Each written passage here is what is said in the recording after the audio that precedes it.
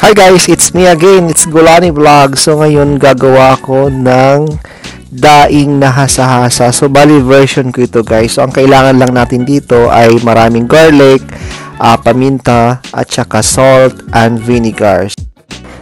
So yung gagawin lang natin dito guys, hihiwain lang natin yan yung taas niya. Katulad nitong ginawa ko. Bali yung binili ko dito guys, 2 kilo. Dahil marami akong nabili dito na hasa-hasa guys, 2 kilo yung binili ko. So ang ginawa ko sa iba, prinito ko para meron akong ulam.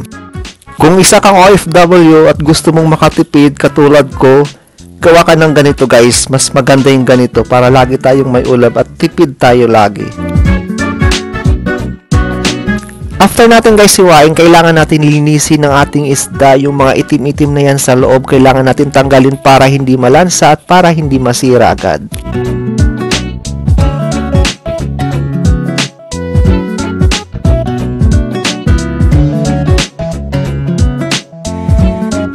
After natin guys malinisan ang ating isda, so mag-prepare tayo ng Tupperware or kahit na ano na paglalagay natin ng isda. So ilagay lang natin ng ganito at lagay natin siya ng garlic, ilagay natin siya ng paminta at saka salt.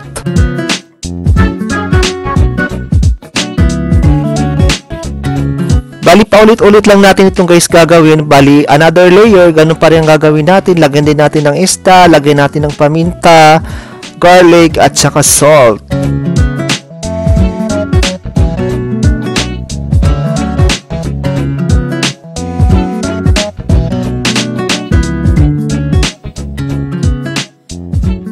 Sobrang laki pala guys ang aking natipid dito dahil araw-araw pwede ako mag-ulam ng ganito dahil hindi naman ako maarte sa ulam. Ang importante sa akin may ulam. Kung isa kang OFW, guys, ganito ang gawin nyo, sobra kayong makakatipid.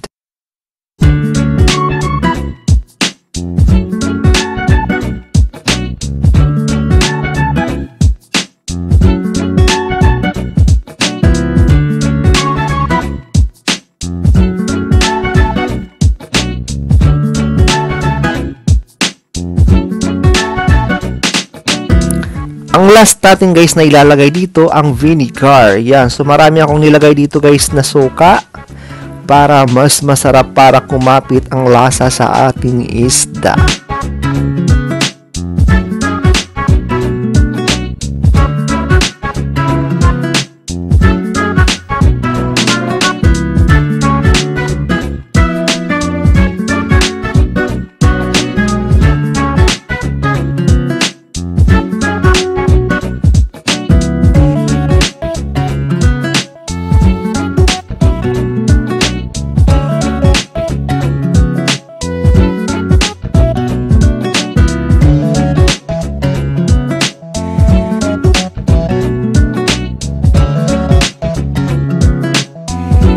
After natin guys ilagay ang suka, takpan natin at ilagay natin sa ref at patagalin natin ng hanggang 3 araw para kumapit ang sarap sa isda. Maraming salamat sa panonood.